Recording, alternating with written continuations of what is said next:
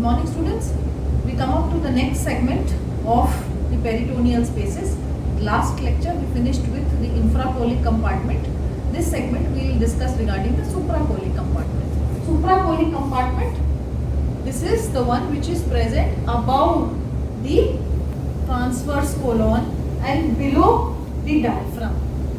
Supracholic compartment is this part which is present below the diaphragm and above the transverse colon. In the midway, there is a large organ which is called as the liver. This again divides the supracholic compartment into suprahepatic, which is above the liver, subhepatic, which is below the liver, alright, and one more which is called as the extraperitoneal. We saw the classification of the same earlier. So we concentrate on this side now. We are now dividing the supracholic compartment into a right side and a left side. A right side and a left side. The supracholic compartment is divided into right and left by this ligament, and this ligament is called as the falciform ligament. The falciform ligament of the liver, which extends from the anterior abdominal wall onto the anterior surface of the liver, divides this supracholic compartment into a right and a left. So we have a right and a left supracholic compartment. Now, on the right, we again have a suprahepatic, number 1, right suprahepatic. Similarly, there will be a left suprahepatic. Below the liver, right subhepatic. Similarly, here, left subhepatic. The third one is extraperitoneal, right extraperitoneal and left extraperitoneal. So likewise, we have 6 divisions of supracholic compartment. Now, please come down to these diagrams. This diagram, schematic representation, we have tried to show. This is the anterior surface of the liver. This is the posterior surface of the liver. The anterior surface of the liver shows the forked margin of falciform ligament, which is coming from the anterior abdominal wall and which is attaching itself to the 2 domes of the diaphragm. Therefore, it divides the supracholic compartment into 2 sides, a right and a left. Let us first see what is the right suprahepatic chamber or the compartment and the left suprahepatic compartment. On the right side of the falciform ligament, below the diaphragm, above the liver, this part that you see is the right suprahepatic compartment. Easy to understand, no confusion. The name suggests suprahepatic. सुप्राहेपेटिक मतलब liver से ऊपर, liver के ऊपर bound करने वाली कौन सी चीज है? Superiorly diaphragm. So superiorly diaphragm, understood. Inferiorly liver, liver itself, liver से ही तो हम इसको डिवाइड कर रहे हैं ना सुप्राहेपेटिक के अंदर. So inferiorly liver, the superior surface of the liver. On the left side, by the falciform ligament. Falciform ligament is the one which is dividing into right and left. So therefore, on the left side, the margin will be falciform ligament, and on the right side, it will be this, the abdominal wall. Did you understand? तो अभी हमने 4 parts तो cover कर लिए. Superior, that is the diaphragm. Inferior, that is the liver. Left side में falciform ligament और right side के अंदर abdominal cavity. अब एंटीरियरली एंड पोस्टीरियरली देखना है. एंटीरियरली क्या आएगा? Anterior abdominal wall. There is nothing which is present in front of the liver. It is the anterior abdominal wall. So anteriorly the anterior abdominal wall. Posteriorly, now please come down to this side of the diagram.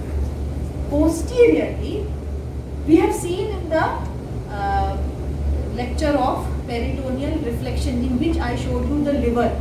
In that part I had shown you that the peritoneum comes in front as the falciform ligament, then it turns onto the right side and it turns onto the left side. When this ligament, falciform ligament, which is coming from anterior side, now this is the posterior superior surface of the liver. When the posteriorly we have seen that the falciform ligament, it is coming from the anterior abdominal wall. This is the posterior view of the liver. Now what are we going to do? There are two ligaments which are coming together, which are falciform ligament. One of the ends is the right end, one of the end is the left end. So we are going to trace the right side end now. What happens when it comes anteriorly on the superior surface and posterior surface, the right fold of the peritoneum moves around like this, forming the superior layer of coronary ligament. Now this ligament is called as superior layer of coronary ligament. At the end, it turns on itself and forms the right triangular ligament. This corner is called as the right triangular ligament. After forming the right triangular ligament, this is what is the margin of lesser omentum.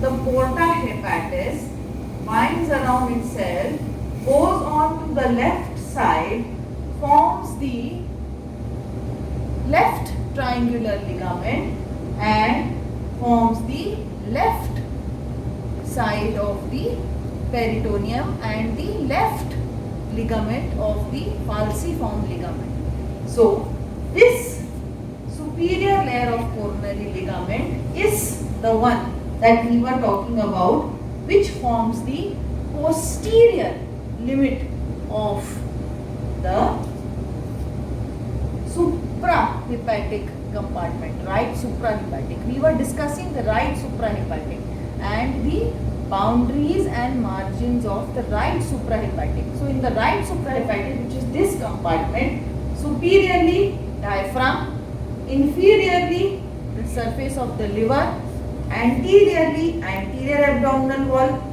posteriorly it is the superior layer of coronary ligament, which is going to mark the end of the extent of the posterior layer of the right suprahepatic ligament.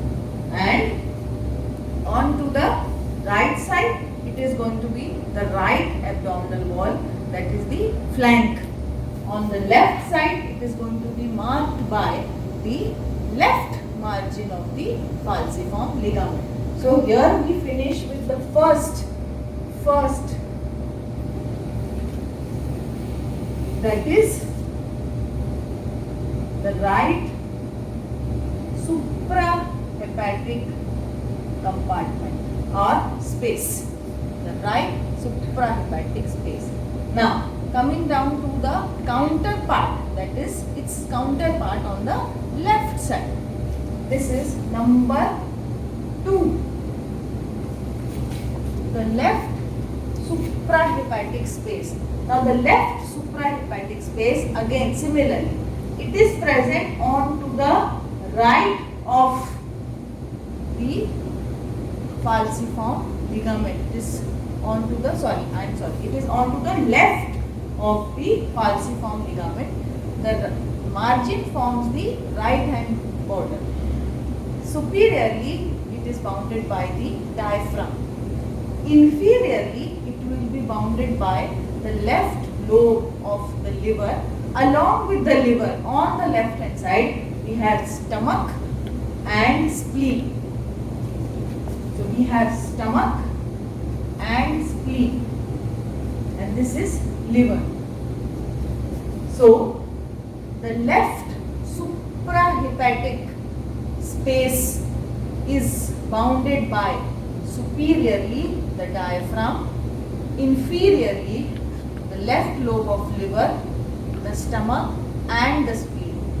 On to the right side, the margin will be limited by the falciform ligament. On the left, similarly, the left area, that is the flank of the anterior abdominal wall. Anteriorly, the anterior abdominal wall, and posteriorly, like on the right side, it was the superior layer of coronary ligament.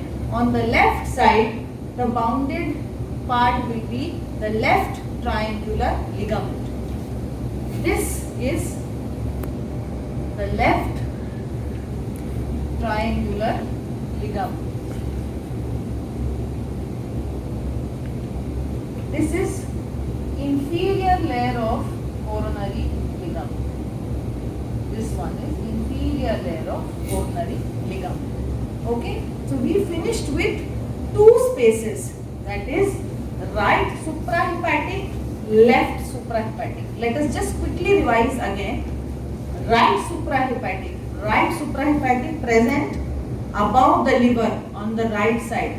The right and left spaces are divided by the falciform ligament. So, onto the right side of the falciform ligament, below the diaphragm, above the liver, that is where is the right suprahepatic space. That is the right suprahepatic space.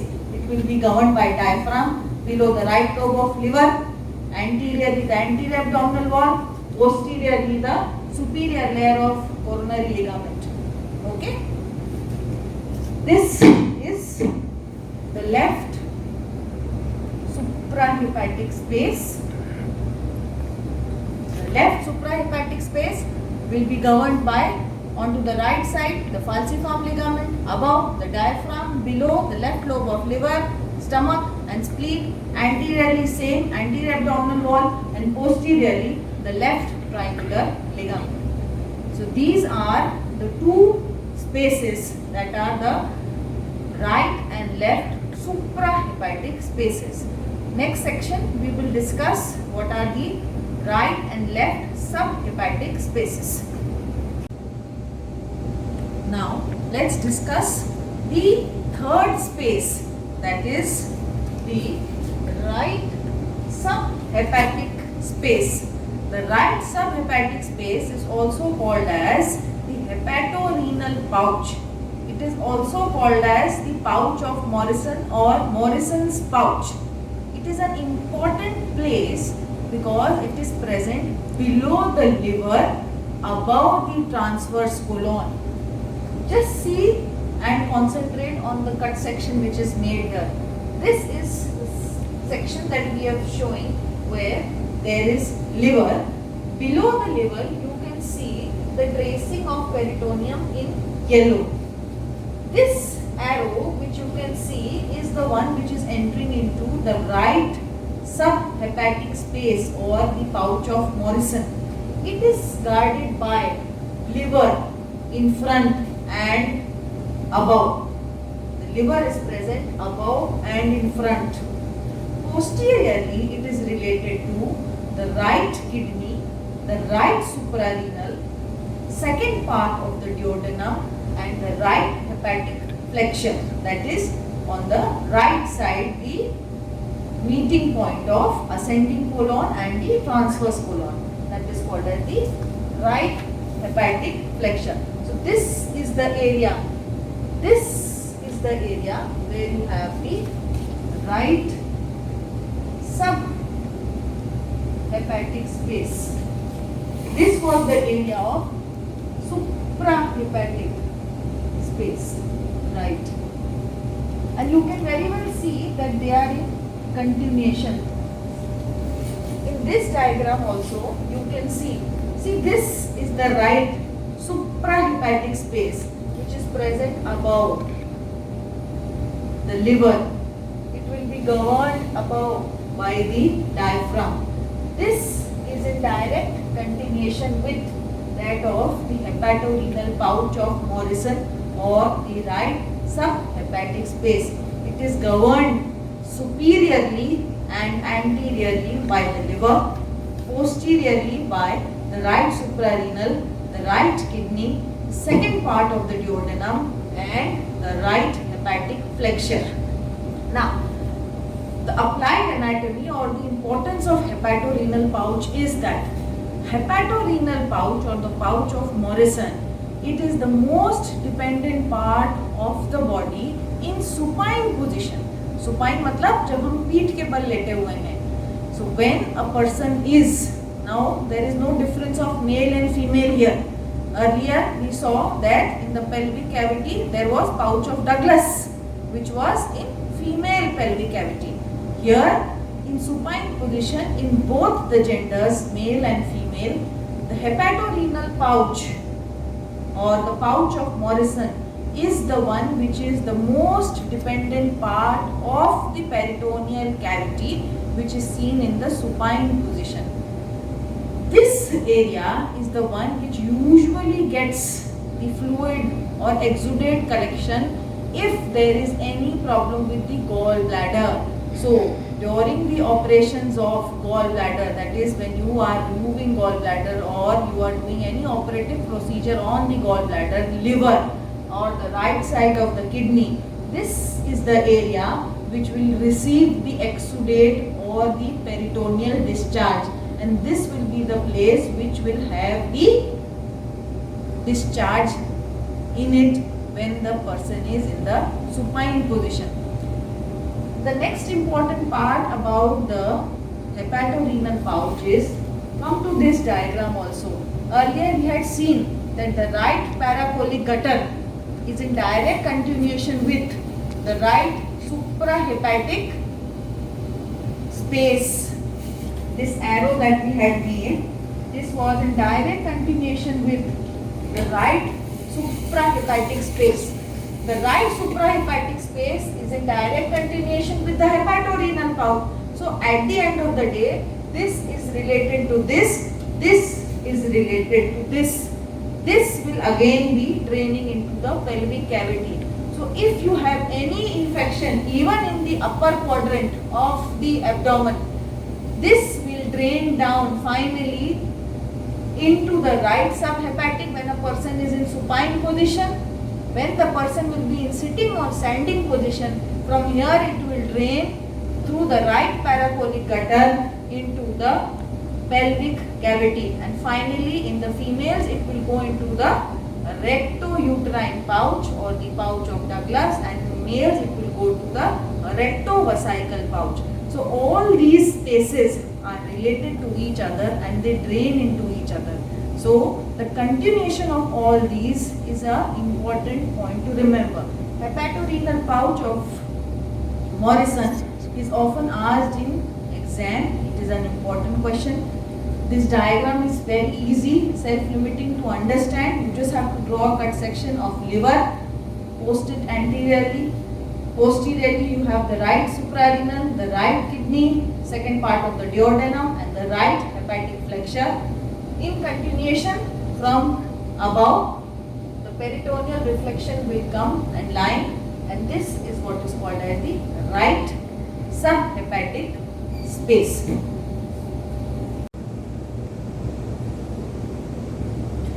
The fourth space is the left subhepatic space. The left subhepatic space. Now, the left subhepatic space we have seen from the starting when we started tracing the peritoneum in the front. The cut section that we've already seen, the liver, stomach, transverse colon. This section we've always made.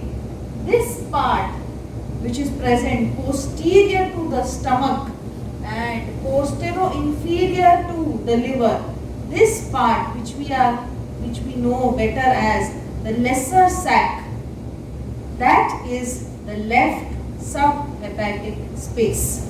Okay, so left subhepatic space is nothing but the area which is present below the left lobe of the liver, posterior to the stomach and contained between the four layers of greater omentum. We've seen it, how the greater omentum folds from first to fourth layer, second to third layer, goes on to the transverse colon. So this potential space that is formed behind the stomach is the one which is called as the left subhepatic space or lesser sac or the omental bursa. These are all the names for one and the same thing. And this is the space which connects the general peritoneal cavity to the lesser sac. And this entrance is called as epiploic foramen. We've seen how the epiploic foramen is present above the caudate lobe of liver, lower down duodenum, anteriorly IVC, posteriorly the suprarenal and the lumbar vertebrae. Now, please come down to this side. Here we just try to draw the cut section so that we understand better how the lesser sac is made. This is the stomach, spleen attached to it, the lesser omentum. The lesser omentum is attached to the L-shaped inverted porta hepatis on the liver. Remember the diagram? इसके पहले जो हमने बनाया था जिसमें हमने liver का posterior surface दिखाया था जिसके अंदर हमने ये porta hepatis L-shaped दिखाया था. So this is the lesser omentum. From the stomach transverse colon and this is the greater omentum. Please remember the markings that we have made so that we can understand easily how the lesser sac looks in a coronal section. This is the cardiac end of the stomach that we have marked in red. The pyloric end of the stomach that we have marked in red. Just above that, this is the epiploic foramen.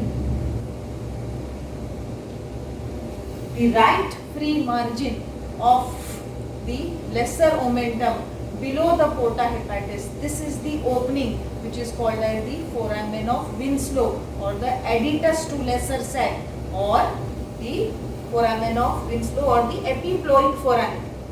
This is the adductus which connects the space which is contained behind the stomach which is called as the lesser sac, which will now be contained in the general peritoneal cavity. The blue cut sections are for the right and left hepatic colonic flexures. Please come down to this side. Now what we have done, we have removed the organs and we have tried to only show the cavity. So what you can see here is nothing but the cavity of lesser sac. Now the cavity of lesser sac, please relate. In the red we made the pyloric end and the cardiac end. So we made the pyloric end and higher up the cardiac end. The cardiac end of the stomach is higher up and pyloric is below. Therefore the cardiac end of stomach higher up and pyloric end below. The cut section of the transverse colon on the right and the left side. On the right side it is bit lower. On the left side it is bit higher. And we have the presence of spleen here. Okay? And this is the greater omentum which we have cut to show the internal cavity like this of lesser sac. So we have taken a coronal section and removed all the organs so that you can visualize this. Can you understand? So when you draw, you just have to draw the two ends, cardiac end, pyloric end, and two colonic flexures on both the sides. Please remember, the cardiac end has to be made higher up, pyloric end has to be made lower down, the right colic flexure has to be made down, the left colic flexure has to be made slightly up. When you trace this peritoneal lining on the right side, you can see that we've made a small peritoneal reflection or a peritoneal fold. This peritoneal fold is present here. Please pay attention here. In the lesser omentum, this red dot you can see, this is nothing but the celiac trunk. Now the celiac trunk will give branches. The celiac trunk will give branches. And this branch enters into the lesser omentum. When it enters into the lesser omentum, It raises the posterior margin of the lesser omentum. It raises the posterior margin of the lesser omentum. So this fold that is present, this fold that is coming, that is the gastropancreatic fold, is the one which will contain the left gastric artery. It is nothing but the left gastric artery which is coming from the celiac trunk and entering into between the two layers of the lesser omentum. When it enters into the two layers of the lesser omentum, it gives a raised margin to the peritoneum, and that raised margin is nothing but the gastropancreatic fold. This is on the left side, that is why this is called as the left gastropancreatic fold. Similarly, on the right side, the celiac trunk will give common hepatic artery.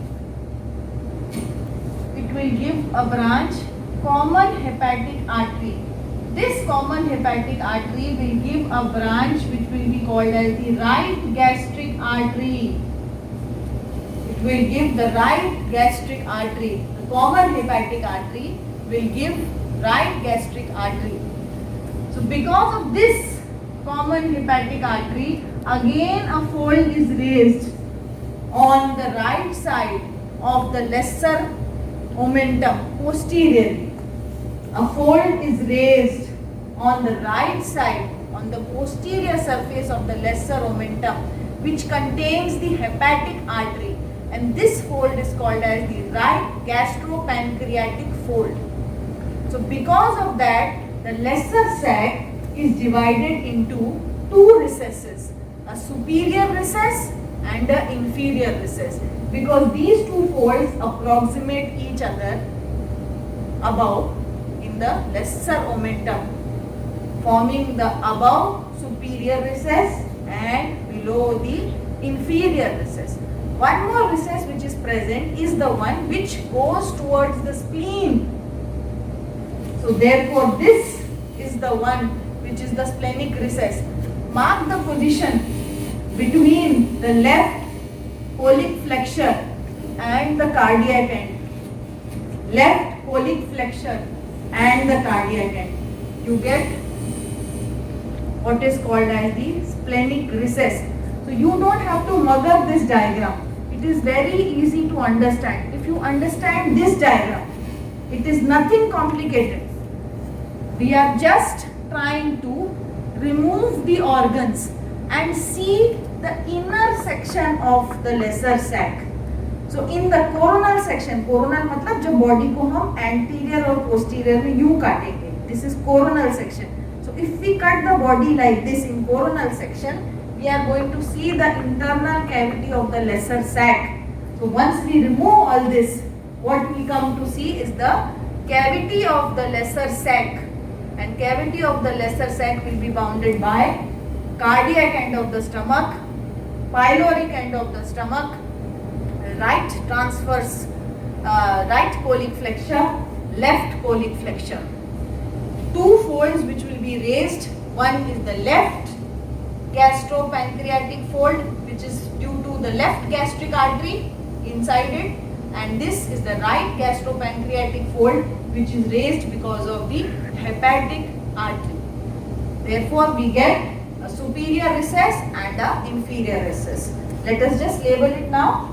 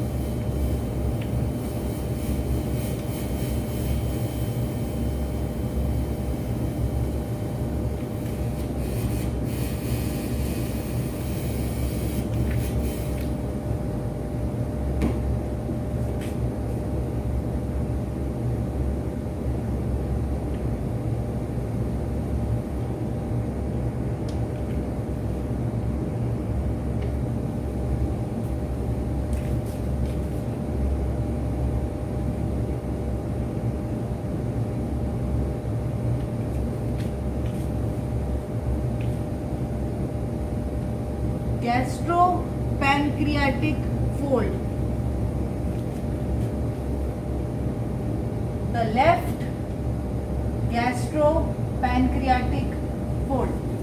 The left gastropancreatic fold, the right gastropancreatic fold, this containing the left gastric artery, this containing the hepatic artery.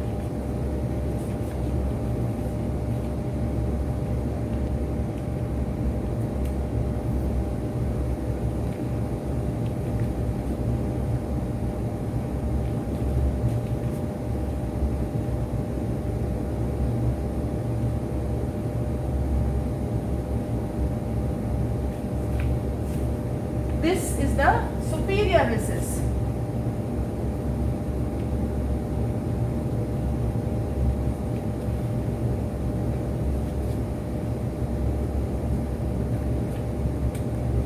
So, hope you have understood the recesses of the lesser sac. Thank you.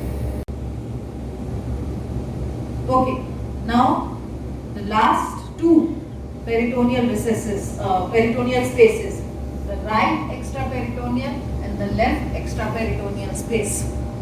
The left extraperitoneal space is nothing but the bare area of the stomach. Now what are the bare areas? Bare area का मतलब वो है जहाँ पर peritoneum does not lie in the organ. It is in direct relation with the diaphragm.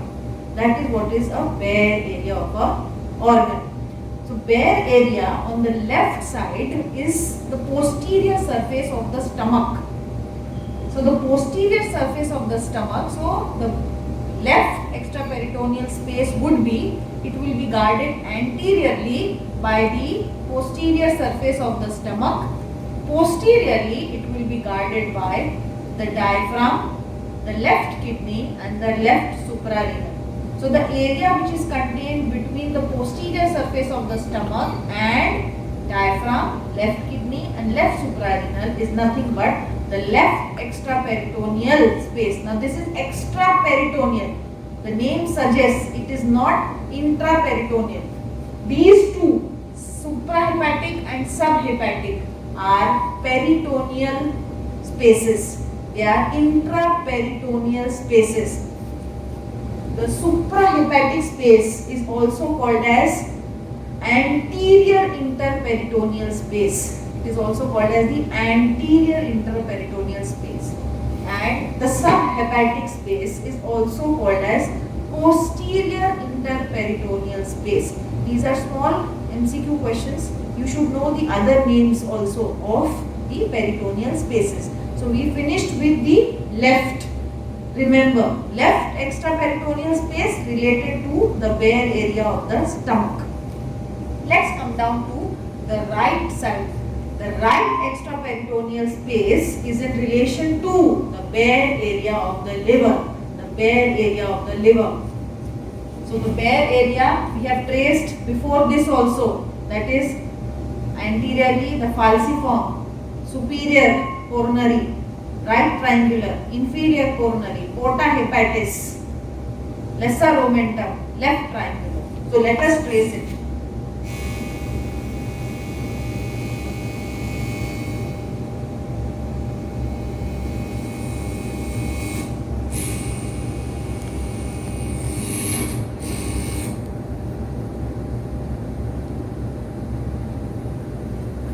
This is the right extraperitoneal space, which is the bare area of the liver.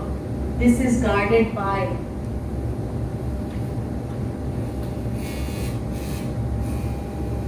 superior layer of coronary ligament. This layer is superior layer of coronary ligament. The right triangular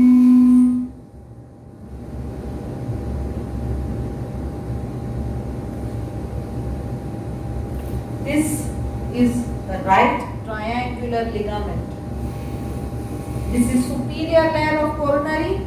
This would be inferior layer of coronary. Inferior layer of coronary ligament.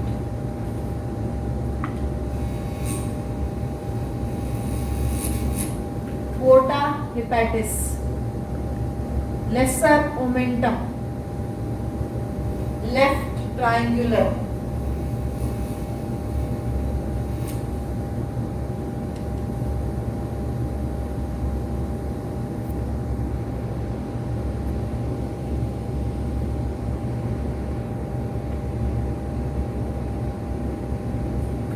so with this we finish with what is the right extraperitoneal space. It is nothing but that space of the liver which is the bare area of the liver where the liver comes in direct contact with the diaphragm, where the peritoneum is not related to the diaphragm. So this is the tracing for right extraperitoneal. Left extraperitoneum, remember, it is nothing but the bare area of the stomach. So here we finish with all the 6 peritoneal spaces. Hope you understood.